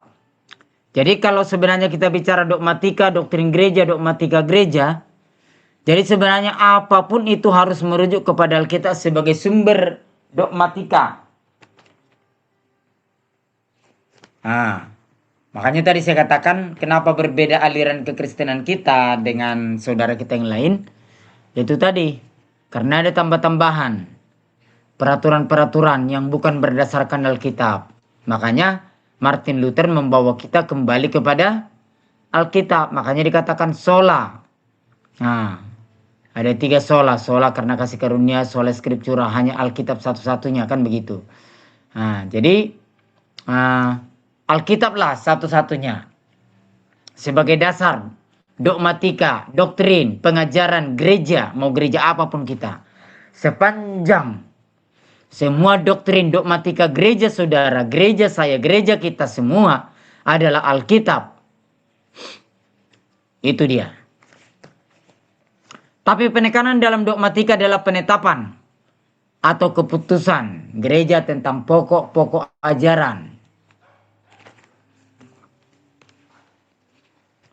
Ajaran Kristen, itu sebabnya denominasi-denominasi gereja dapat memiliki dogma masing-masing yang berbeda. Dan bahkan mungkin ada bagian-bagian yang bertentangan.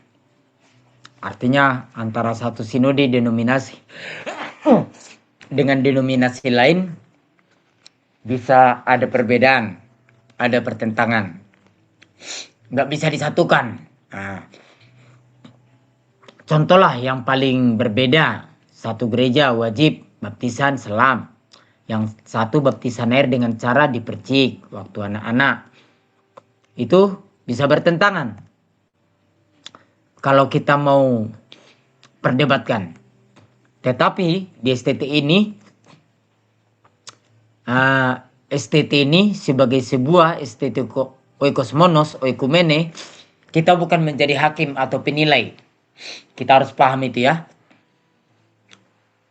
Bukan untuk menyatakan A benar, B salah, bukan. Tetapi STT ini berdiri sebagai penegak kebenaran Alkitab firman Tuhan. Yang tujuannya apa? Apapun dogmatika ajaran di sinode gereja kita, maka di STT ini kita diarahkan untuk menjadi pelaku daripada firman, habis perkara. Untuk pelaksana firman, untuk melaksanakan teori firman Tuhan, sehingga menjadi sebuah praktek dalam kehidupan kita. Daripada kita membahas nggak dilakukan juga sia-sia. Jadi kita berdiri sebagai pelaku firman Tuhan. Itulah kita mahasiswa STT Oikosmonos Tarakan, yang S1 S2-nya berafiliasi dengan STT Katarus Indonesia Bekasi, STT S3-nya berafiliasi dengan STT IKA Jakarta, tapi tetap nanti lewat STT Kataros karena kita sudah terikat secara afiliasi dengan Kataros, tapi terhubung S3-nya nanti dengan STT IKA. Ya, jadi nanti saudara yang hadir malam hari ini ada mahasiswa S3, nanti pemberkasannya segera disiapkan di bulan 7, karena nanti berkas-berkasnya akan segera dimasukkan ya ke estetika. Baik. Jadi kita tidak dibatasi oleh tembok-tembok denominasi. Karena teologi itu mempunyai cakupan yang luas. Dibandingkan dengan hanya sebuah dogmatika pengajaran doktrin sinodal. Kita tidak dibatasi oleh tembok-tembok denominasi atau sinodal. Karena itu dalam perkembangan kemudian, dogmatika diterima menjadi sebuah cabang dari mata kuliah teologi. Jadi bisa diterima oleh semua kalangan. Jadi kita belajar untuk mengetahui, dan ketika kita sudah mengetahui, lalu kita menjadi pelaku. Metode dogmatika 4 Romawi.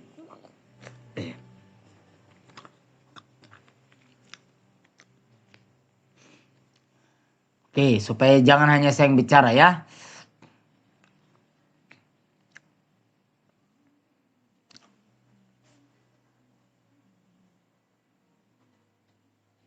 Ibu Tiuranita, apakah sinyalnya kuat? Coba dibaca dulu. 4 Romawi.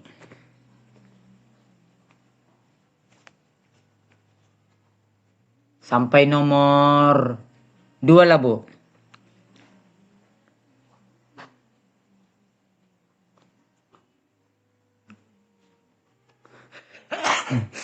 Nah,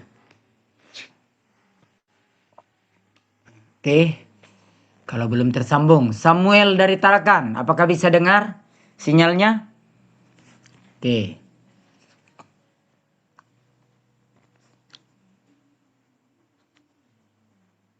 Ibu Sidina, apakah sinyalnya jelas, Bu?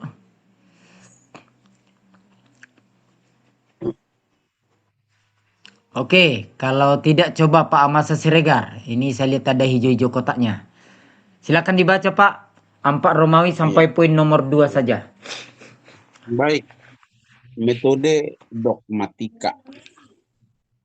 Metode yang harus dipakai dalam merumuskan dan mempelajari dogma adalah sebagai berikut. 1. Memandang kitab suci sebagai sumber dogmatika. 2. Tidak objektif. Ada panutan, petunjuk arah yang harus dipakai oleh penyelidikan dogmatika, yaitu pengakuan gereja, agar tidak sia-sia saja dan agar dogmatika dapat memperkaya pengakuan-pengakuan gereja dan tidak mempermiskinkannya. Meskipun kalau perlu pengakuan dapat dikritik juga. Sudah Pak Ketua? Baik. Coba dimulai dari Bapak dulu. Kira-kira penjabaran nomor 1 dan 2 itu apa yang bisa Bapak sampaikan? Silakan Pak. Ya, kalau menurut pemahaman saya, berbicara tentang metode dogmatika ini harus ketika membuat suatu dogmatika harus bersumber dari kitab suci, yang artinya, dan ini pun harus disepakati oleh semua bapak-bapak gereja dan bahkan mungkin bisa saja melibatkan jemaat. Jadi artinya dogma itu berdasar, bersumber, dan menjadi suatu dogma yang kuat. Tetapi ya apabila ada suatu pembenahan kelak di kemudian hari atau ada protes untuk lebih memperbaiki kembali, ya sah-sah saja untuk dilaksanakan. Jadi seperti itu sekedar pendapat kami secara simbolis pada mendadak begini. Terima kasih Pak Ketua. Iya, kesimpulannya, makasih Pak.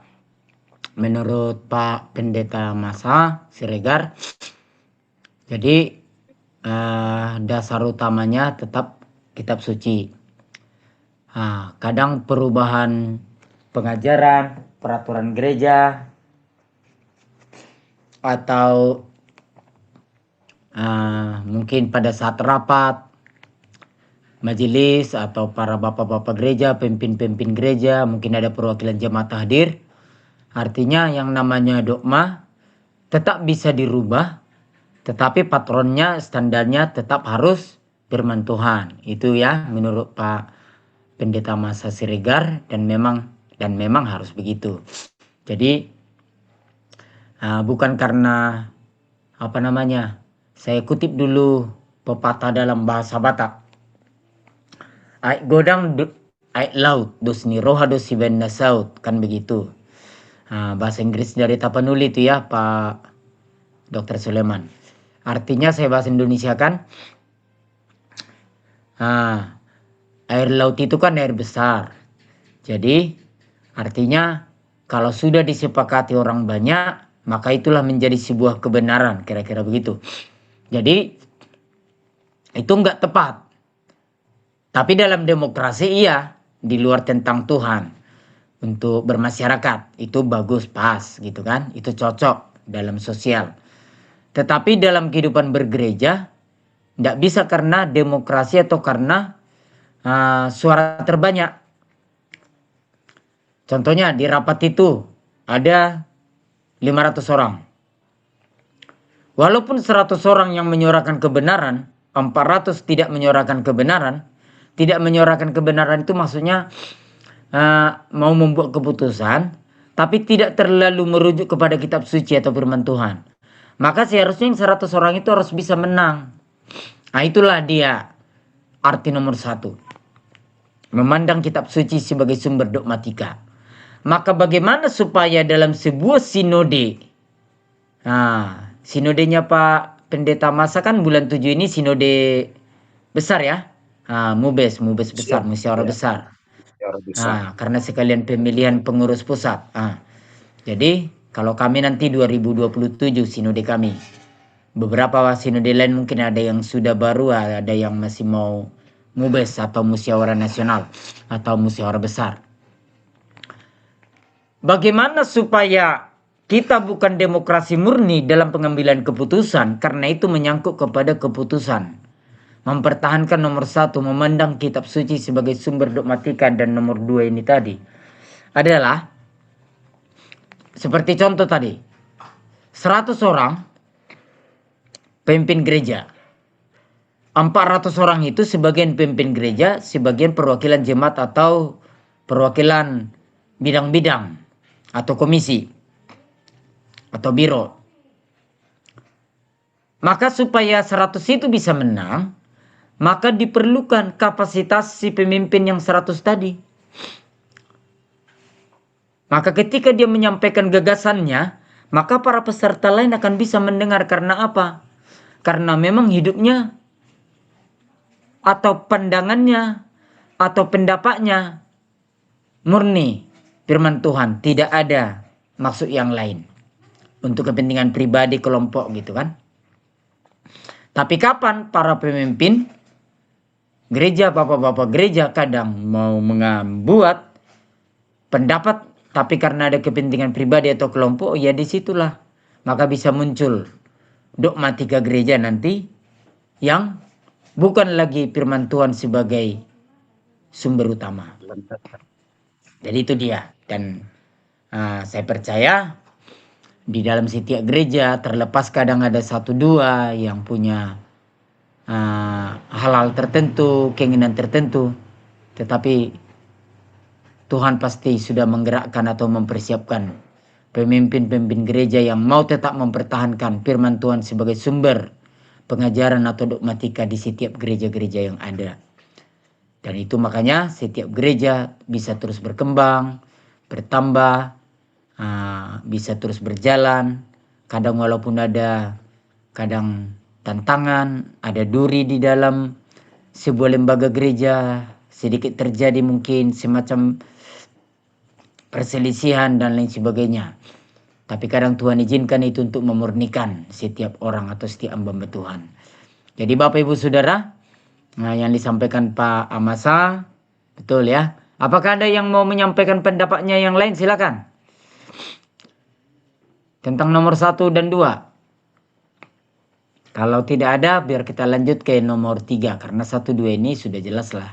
Tapi yang mau menyampaikan silakan. Oke. Dalam hitungan 3, 2, 1.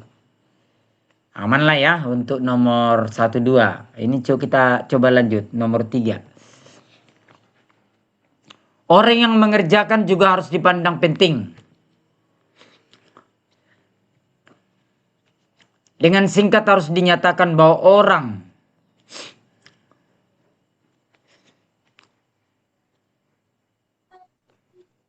harus percaya akan kitab suci sebagai firman Tuhan. Metode yang diajarkan banyak orang dan yang kelihatannya secara ilmiah dengan dasar keobjektifan sebenarnya tidak mungkin dipakai sebab keobjektifan di dalam agama tidak mungkin.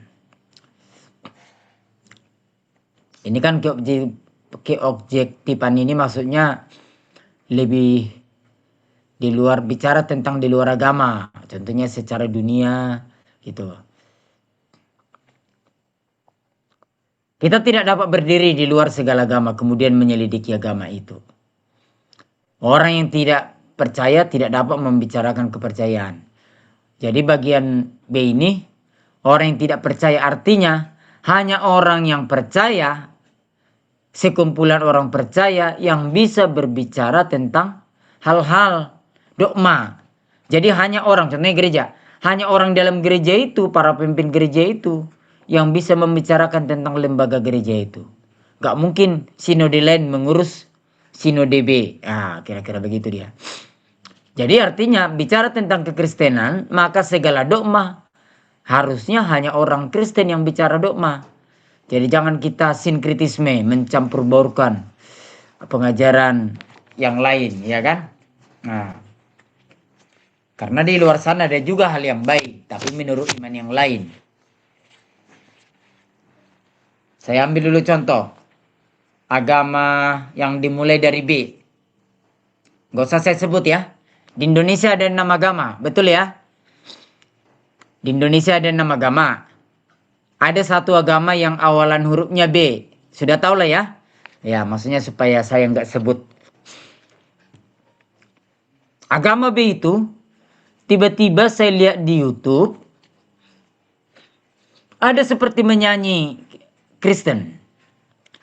Seperti bernyanyi lagu menyembah gitu kan. Dan bicara tentang baik lagunya. Engkau yang baik, padamu yang baik. Kira-kira begitu. Banyak kata-kata yang baik. Karena apa?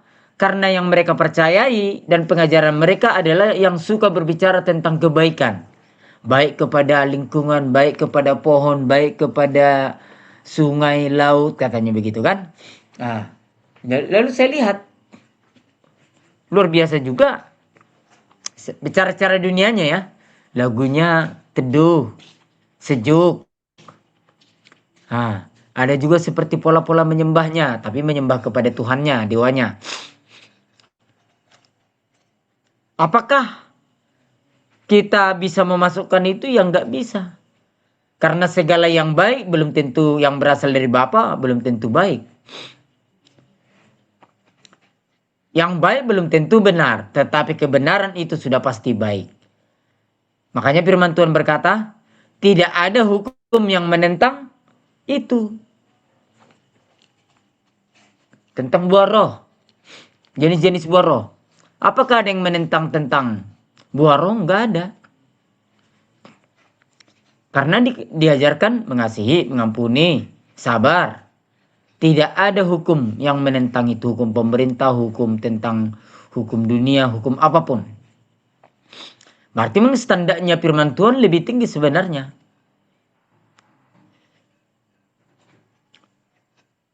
Yang C, cara objektif merendahkan pernyataan Tuhan.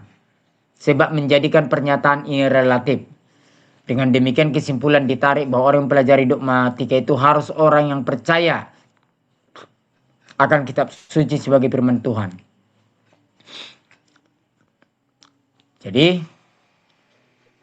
C ini mengajak kita semua tanpa terkecuali, saya dan Bapak Ibu Saudara. Dengan demikian kesimpulan, ketika kita belajar dogmatika itu, maka kita harus menjadi orang yang percaya akan kitab suci.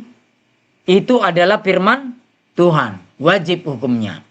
Artinya apa?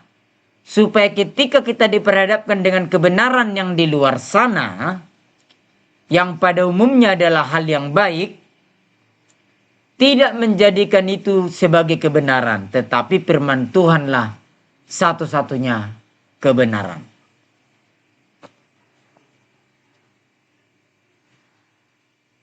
Tapi bukan berarti kita harus frontal, menghina orang, merendahkan orang, menyalahkan iman orang, agama orang, tidak bisa ya. Tetapi ketika kita belajar di dalam, kita bisa mempelajarinya untuk membuat kita semakin mengerti bahwasanya Tuhan yang kita sembah tidak sama dengan Tuhan yang lain. Itu sah dan relatif saja. Tapi bagusnya kalau pas lagi kita belajar, baik kita di kuliah ini, kalau di kuliah ini kan nggak masalah ya karena resmi ya. Tapi kalau saudara lagi membahas itu di dalam internal gereja atau pas saudara punya pelayanan, kalau ada bicara tentang membahas orang lain, bagusnya tidak ada namanya siaran langsung. Karena berpotensi kepada undang-undang ITE ya. Oke, lanjut.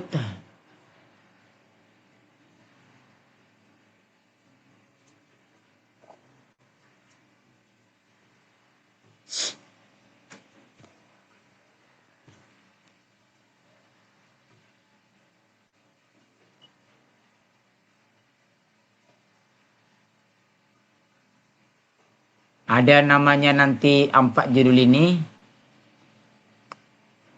Allah Tritunggal Bahasa Roh Akhir Zaman Keselamatan. Ini nanti di akhir aja ya. Di akhir nanti kita bahas nanti. Karena menyangkut. Kalau bukan di akhir. Ini sudah membuat tugas ya. Oke, sebentar.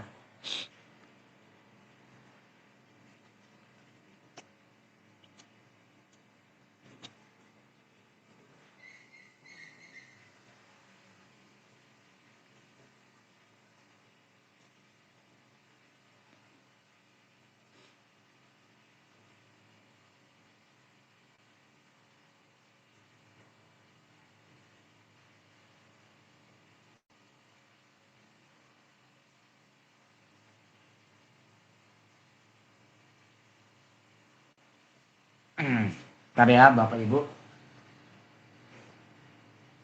Ayo.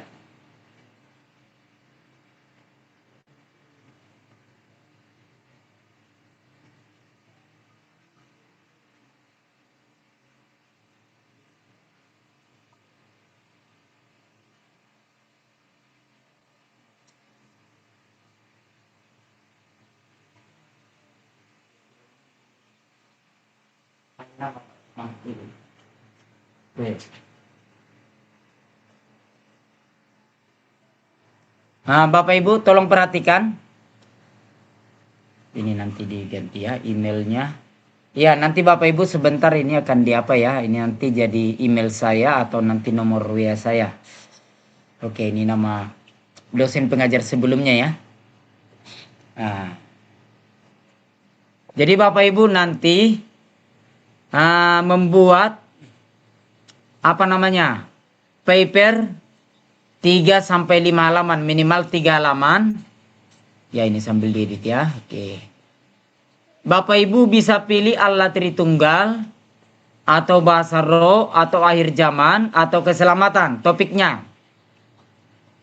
Nah, bentuk paper ya. Oke, bentuk paper itu kan ada namanya bab 1 pendahuluan. Begitu dia ya, seperti penulisan mini skripsi atau mini jurnal.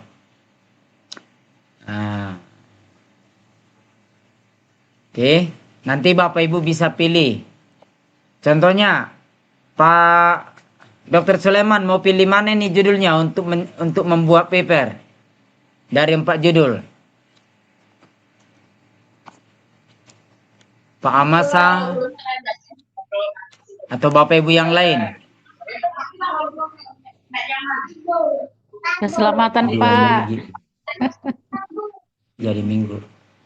Iya. Ya, Ibu Mantaria mau pilih judul yang mana nanti untuk papernya, Bu? Nomor berapa, Ibu? Pak. Keselamatan, Ibu Mantaria nomor 4 ya. Oke, Pak Altur Sinaga nomor berapa, Pak?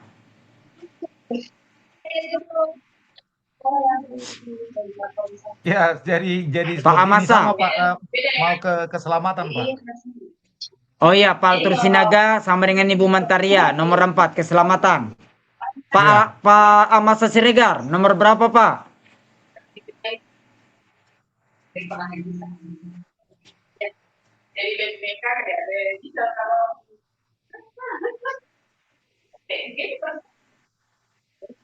Pak Dr. Sulaiman? Saya Bahasa Roh. Bahasa Roh, silakan. Yang lain, Pak Yermia, pilih nomor berapa, Pak Pendeta Yermia?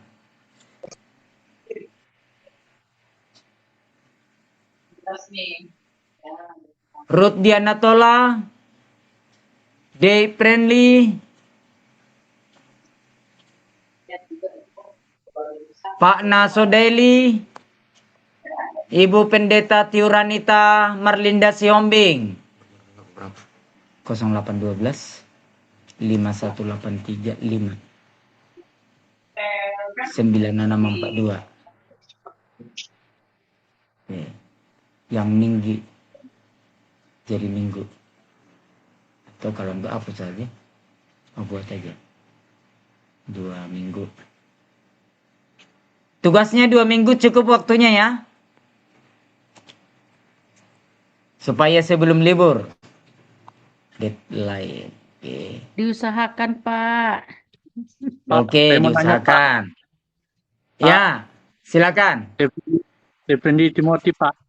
Saya mau nanya, Pak, ini kumpul tugasnya kan ada 3 buku, jadi 3 bukunya di mana, Pak? Kumpulnya ada 3 buku. Kumpulnya di mana? Ada 3 buku, Pak. Jadi kumpulnya di mana? 3 buku. Ya. Oh, Pak. enggak, maksudnya itu minimal 3 buku itu maksudnya kutipan, referensi, daftar pustaka. Kalau istilah deskripsi atau tesis, catatan kaki gitu. Contohnya kalau kita membuat paper itu bukan hanya ayat firman Tuhan yang kita kutip. Tapi contohnya kita baca satu buku tentang siapa penciptanya, penulisnya, siapa, baru halaman berapa contohnya. Inilah tentang Allah Tritunggal lah contohnya kan. Karena ada itu ciptaan bukunya apa itu Pak Dr. Adol. Apa judul nama bukunya, penulisnya Dr. Adol B. Butar-Butar. Buku judulnya ini halaman sekian berbicara tentang, kalau ada mau dibahas gitu kan. Kutipan namanya. Jadi Bapak Ibu minimal 3 kutipan buku. Bukan dari satu judul buku dikutip 3 halaman. Tapi dari 3 jenis buku yang berbeda dikutip. Tentang topik yang 4 yang saudara pilih. Mungkin saudara berkata, aduh pas pula ini topiknya ini nggak ada buku saya. Saudara searching aja di Google. Yang lengkap ada penulisnya, nama bukunya, halaman apa, dan mengupas tentang apa topiknya sesuai dengan judul saudara. Itu maksudnya ya, jadi bukan mengirim 3 buku, bukan. Jadi buku itu adalah kutipan apa yang kita ambil dari 3 buku minimal masuk di dalam tulisan paper kita. Jadi kita belajar sedikit-sedikit seperti membuat skripsi lah namanya. Jadi ada catatan kaki atau daftar pustaka. Begitu dia maksudnya Bapak Ibu ya. Jadi kalau nggak punya bukunya secara langsung, boleh searching di Google, jurnal. Boleh. Nanti kutipannya, nama jurnalnya juga bisa dibuat. Dikutip di jurnal, kan ada linknya kan. Jurnal, halaman sekian tentang ini, penulisnya ini, membahas tentang ini. Apa? Nomor. 0812 5183 9642.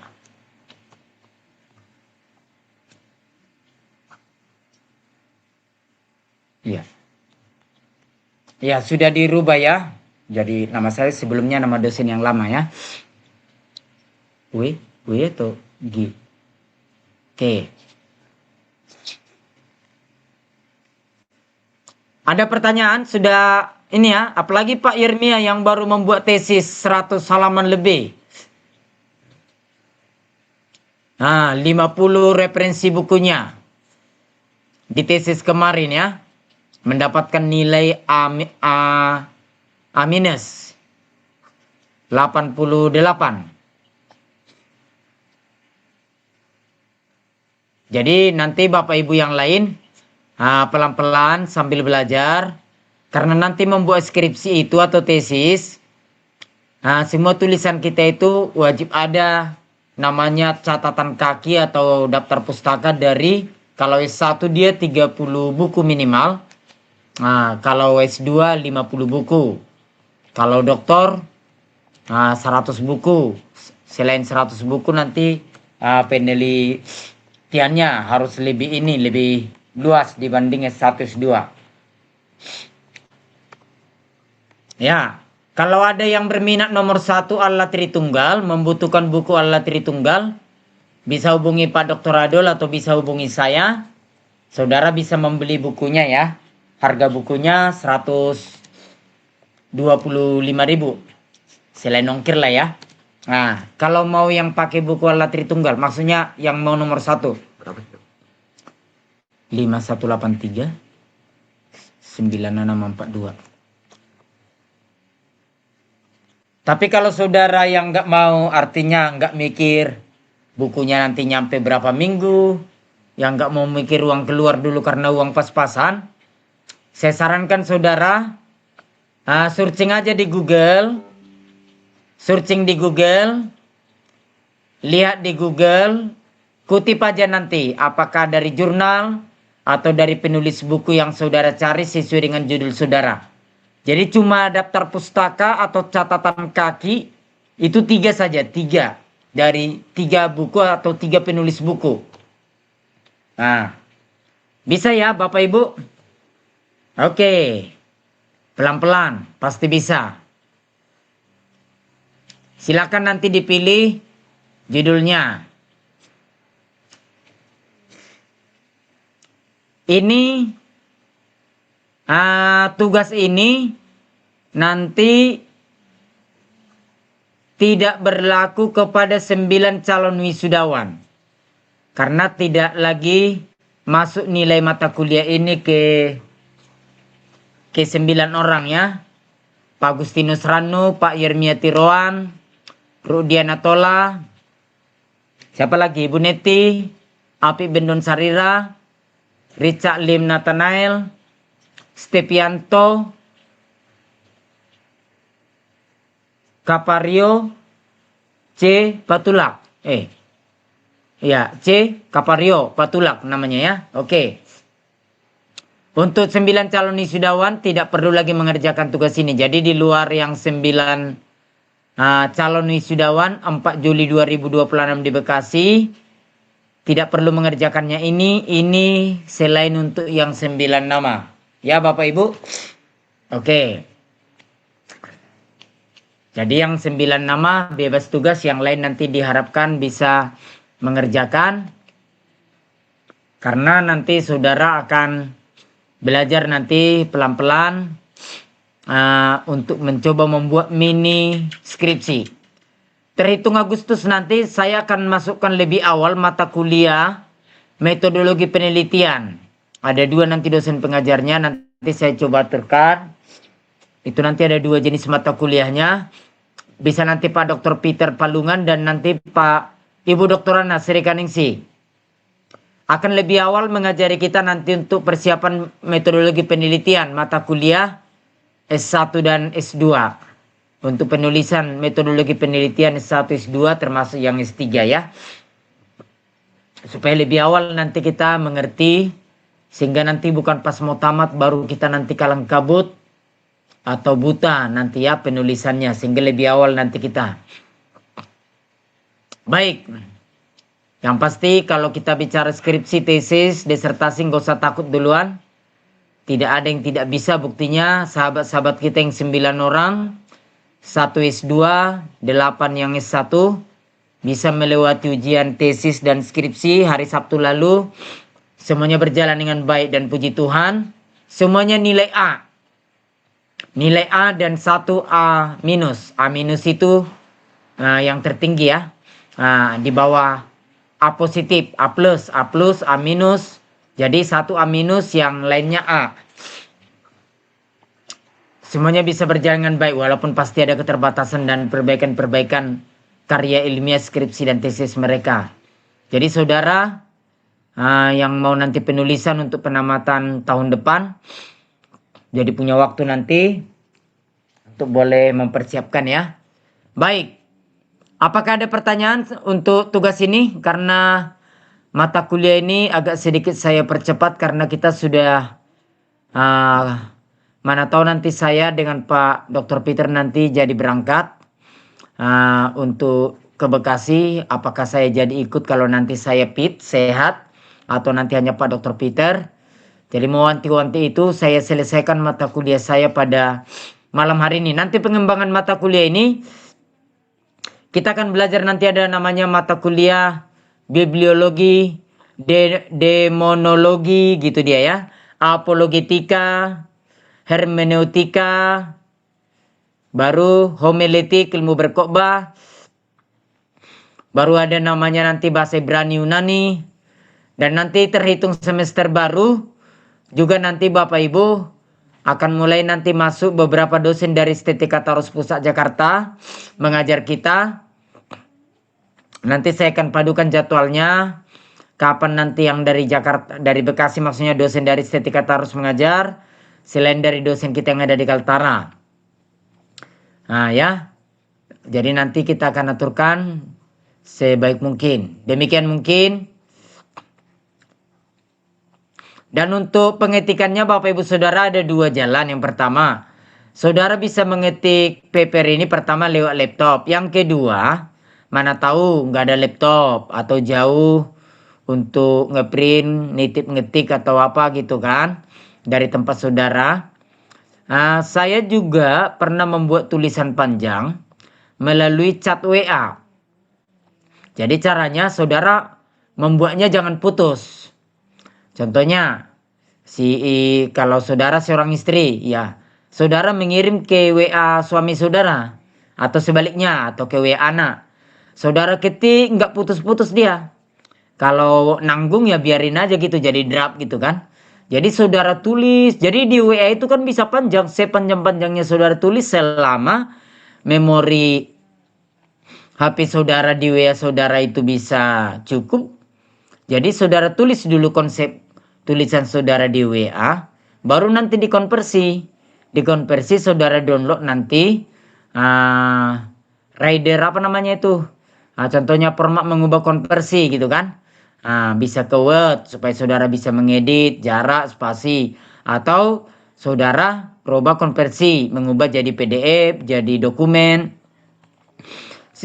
Jadi sesudah selesai saudara kirimkan ke nomor HP yang lain. Baru nanti saudara bisa salin, edit, gitu kan. Jadi kalau HP saudara lengkap, saudara bisa download di Word, di file PDF, di dokumen. Saudara kan bisa download, jadi bisa. Tapi kalau mau supaya nggak ribet, dari WA dulu buat, baru nanti kirim, dikonversi dia bentuk dokumen kah, Word kah, PDF kah gitu dia. Apalagi kalau hanya 3-5 halaman bisa lewat WA. Sesudah lewat WA ubah jadi Word atau PDF gitu kan. Kalau saudara yang punya laptop langsung kerjakan di laptop. Tapi kalau saudara mau sambil kerja santai lagi istirahat jam kantor sambil ngetik-ngetik di WA sambil makan, bisa lewat WA saja, chat WA. Itu bisa. Jadi sesuai dengan keadaan saudara ya. Saudara ketikkan nanti. Baik. Itu mungkin ya. Pilih salah satu judulnya. Tugasnya antara 3-5 halaman. Kutipan referensinya dari 3 buku atau 3 penulis. Saudara ambil dari searching Google aja. Supaya nggak repot ya. Kutip siapa nama penulisnya. Dia bicara. Kalau judulnya tentang keselamatan. Maka pengertian keselamatan menurut. Contohnya. Dr. Johannes gitulah contohnya penulis bukunya. Dalam bukunya halaman sekian berbicara tentang keselamatan adalah anugerah. Dikutiplah dia, masukkan di dalam ketikan saudara, gitu maksudnya dia. Keterangan halaman berapa, buku judulnya, nama penulisnya, tentang apa. Berarti berkaitan dengan judul saudara, gitu dia. Oke. Waktunya bisalah 2 minggu sampai 3 minggu ya. Pada tahu saudara lagi sibuk-sibuk, bolehlah 2 minggu sampai 3 minggu. Nanti mulai 2 minggu saudara boleh kirimkan. Bisa ke email saya, bisa ke WA saya. Saudara bisa kirim bentuk Word, bentuk PDF, boleh. Atau bentuk dokumen.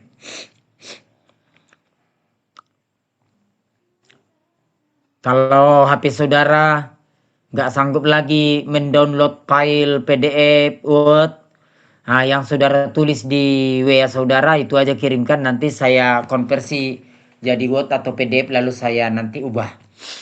Boleh juga, nggak apa-apa. Yang penting saudara buat lewat WA. Artinya kirim lewat ketikan WA ke saya, boleh ya, saya bantu. Mungkin begitu. Ada pertanyaan yang lain Bapak Ibu? Pilih salah satu judul dari 4 judul, 3-5 halaman, referensinya dari 3 penulis buku. Bukunya bisa diambil dari online, jurnal, dari Google. Siapa penulisnya, judul bukunya apa, dan membahas tentang apa. Kalau ada halamannya, halaman 26, contohnya gitu, tentang berkata begini. Udah, itu aja, minimal 3. Dimasukkan di dalam tulisan karya paper saudara, karya ilmiah mini saudara.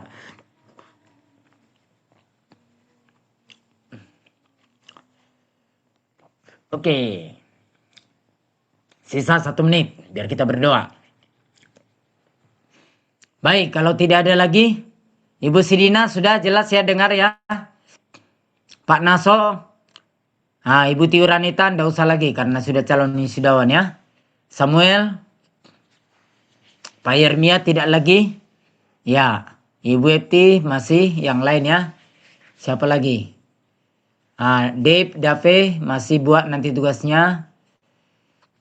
Ibu Mantaria, Pak Antonius, Pak Altur Sinaga, Pak Krismana Repa. Ya, oke. Jelas Pak, jelas, mantap. Pak Dr. Suleman. Oke, baik. Nanti silakan dikerjakan. Kalau lewat pun nanti 2 minggu nggak apa-apa, tetap saya terima. Baik, Bapak Ibu Saudara yang dikasih oleh Tuhan Yesus, demikian pembelajaran kita pada malam hari ini. Dengan demikian Kacamata Bapak itu ya. Kacamata Bapak. Dengan demikian mata kuliah dogmatika pada malam hari ini sudah saya selesaikan. Ya, mata kuliah ini nilainya SKS-nya 2 ya Bapak Ibu ya. 2 SKS. Oke.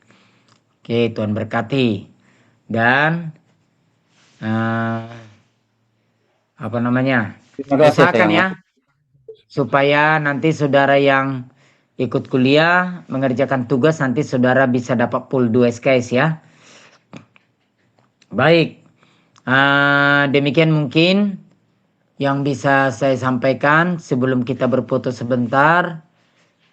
Absensi untuk akhir pembelajaran kita. Sekali lagi, saya atas nama pimpinan Istetikus Monustarakan mengucapkan selamat kepada beberapa yang hadir ya, yang telah mengikuti ujian pelaksanaan ujian akhir meja hijau, 1 orang tesis, 8 orang yang STH dan SPD, 9 orang semua, dan lulus dengan nilai A dan A-, 9 orang pada hari Sabtu 27 Juni 2026 di Tarakan, dan 4 orang mengikuti secara online. Semuanya berjalan dengan baik. Dan saudara-saudari kita Bapak Ibu yang mengikuti ujian ini akan mengikuti pelaksanaan wisuda di Bekasi, di Grand Ball GPM Global Persada Bekasi pada hari Sabtu nanti tanggal 4 Juli 2026 di Bekasi. Tanggal 3 mereka sudah ada di sana jam 2 untuk mengikuti gladi bersih, latihan, mengambil baju toga dan lain-lain. Untuk nanti mereka latihan persiapan. Jadi demikian supaya saudara yang mau berangkat ke Bekasi agar menjaga kesehatan. Jika ada hal informasi yang kurang lengkap, bisa bertanya kepada saya atau bertanya di grup. Atau jika ada kendala-kendala, boleh komunikasi dengan saya. Dan yang terutama, pastikan semua informasi yang kadang begitu banyak dari saya dibaca satu persatu. Jangan sampai ketinggalan, khusus saudara calon wisudawan. Dibaca dengan teratur karena informasi itu adalah update informasi dari Bekasi. Supaya saudara jangan ketinggalan informasi. Contoh, saudara pada gladi bersih hari Jumat jam 2 itu wajib pakai kemeja putih. Pakai dasi hitam yang laki-laki. Nanti pakai jas alma mater yang saudara beli di sana ya. Nah, itu kan informasi terbaru itu. Nah, dan nama judul lagunya yang diambil dari PKJ. Jadi tolong dipantau nanti grupnya untuk para calon wisudawan yang 9 nama tadi. Dan untuk Bapak Ibu Saudara mahasiswa aktif yang kelas extension, kelas profesi, kelas sambungan pindahan lanjutan yang akan penamatan tahun depan diharapkan bisa aktif mengikuti perkuliahan setiap Senin dan Selasa. Terhitung nanti Agustus kita akan mulai semester baru. Nah, ini perkuliahan kita malam hari ini terakhir dari saya. Besok masih ada mata kuliah doktorana ya. Nah, doktorana Selasa malam ini dan Senin depan. Senin Selasa. Jadi 3 kali masuk lagi kita Bapak Ibu ya. Nah, Senin nanti Ibu Rina, Selasanya Ibu Doktorana. Ya, jadi besok Selasa baru Senin Selasa. 3 kali hari lagi kita untuk semester ini. Sebelum libur dan masuk kembali di bulan Agustus. Mohon diaturkan waktunya. Tuhan Yesus memberkati. Oke. Baik. Sebentar kita apa dulu ya? Di absen. Apakah Pak Sinuyu sudah memantau supaya bisa absensi sebentar ya Bapak Ibu? Yuk ya. Yuk. Nanti kasih keluar dan lain. Ayo. Dulu ya.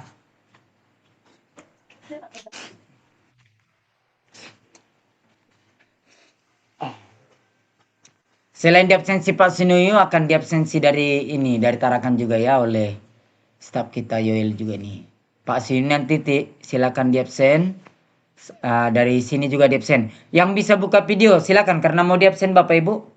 Bisa buka video kameranya silakan. Sebentar. Ini sudah oke, bentar. Ya, oke. Ya, yang punya coba yang agak bisa buka video kamera sinyal, oke. Baik. Dibuka sebentar, ini lagi absen ya. 2, 3. Ya, sekali lagi yang masih bisa buka, yang sinyalnya kuat. Oke, baik.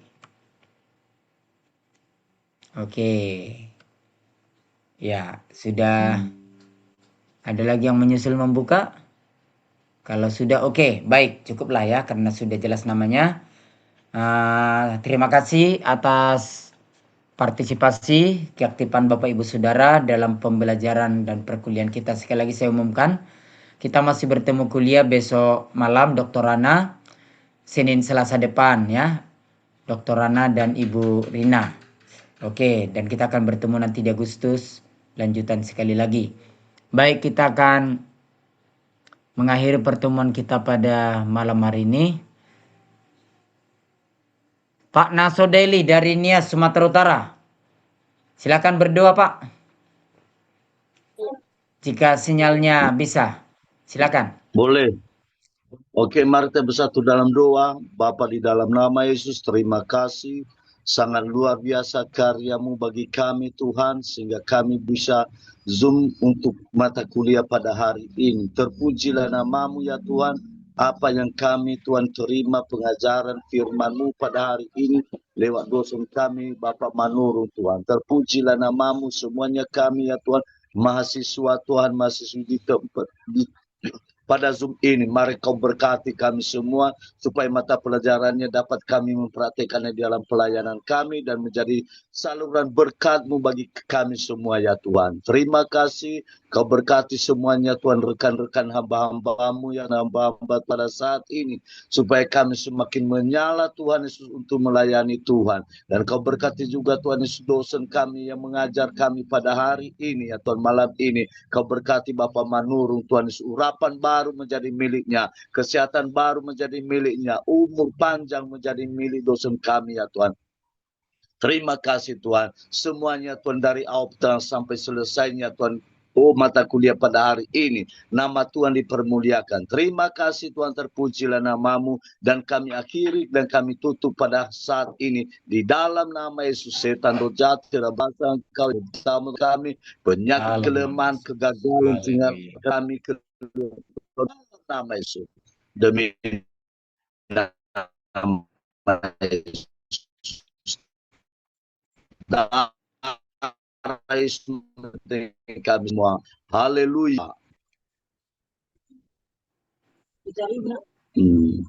Amin. Amin, amin, Terima amin. kasih. Terima kasih. Terima kasih Pak Nasodeli dari Gunung Sitolinias.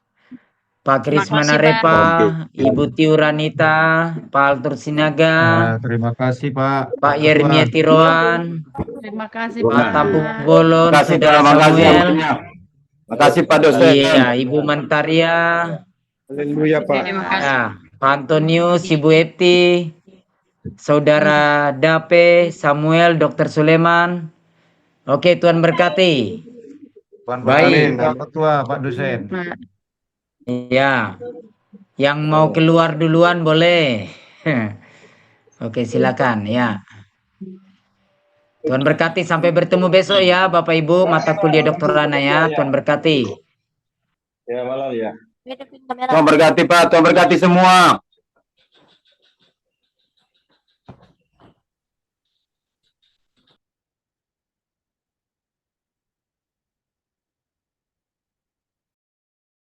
Ini nggak bisa dibuka tadi apa kameranya loh. Saya berusaha membuka kamera nggak bisa dibuka di foto Bapak Henry tadi.